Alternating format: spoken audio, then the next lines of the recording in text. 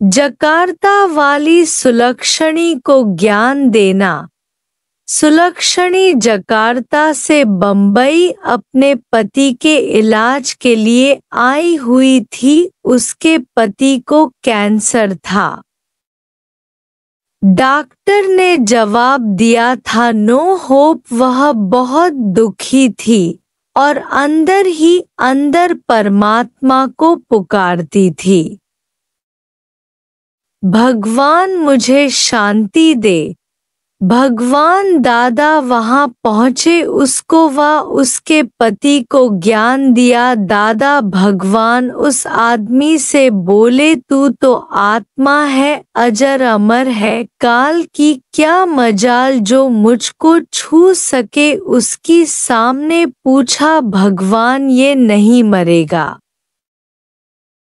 भगवान ने कहा नहीं ये कभी नहीं मरेगा। ज्ञान सुनने से उसको बीमारी ही भूल गई।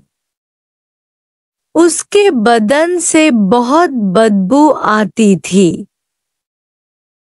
रिश्तेदार भी पास नहीं आते थे, परंतु भगवान दादा हर रोज किंग सर्कल से कोलाबो पहुंच जाते थे और उनको ज्ञान अमृत पिलाकर शीतल करते थे। बीच में कभी प्यास लगे, भूख लगे तो कभी एक गिलास पानी कभी नहीं पिया, क्योंकि वह स्त्री खुद इतनी उलझन में थी कि पानी का गिलास भी कभी ऑफर नहीं करती थी। भगवान उनके खाने पीने का ख्याल करते और खुद नीचे से ही बड़े वगैरह कुछ थोड़ा लेकर फिर शाम तक सत्संग करते। उस आदमी को अत्यंत पीड़ा थी जो गोलियों से भी नहीं उतरती थी। वह भगवान के भजन से उतर जाती थी और वह पाँव से उठकर डांस करता था।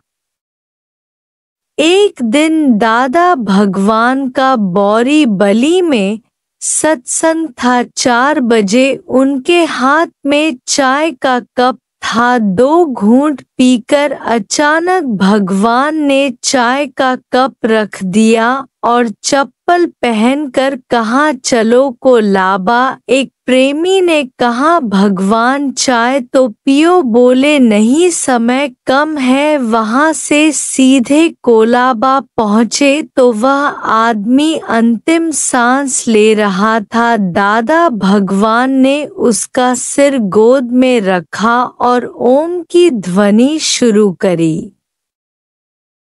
ओम का महानाद शुरू हो गया। सुलक्षणी ने बताया कि इन्होंने 4 बजे पूछा था दादा कहाँ है, तो मैंने बोला वो बोरीवली गए हैं, कैसे पहुँचेंगे, पर भगवान आप तो जानी जाननहार है, आप तो पहुंच गए। ऐसे की धुनी में उसका शरीर शांत हो गया और मुक्ति को प्राप्त हुआ। प्रेमी की पुकार पर अता जरूर हूँ वाला वायदा भगवान ने पूरा किया। सुलक्षणी आज भी ज्ञानी दादी से मिलकर या स्वयं जकार्ता में सत्संग करती है। उससे भी कितनों को शांति मिली है।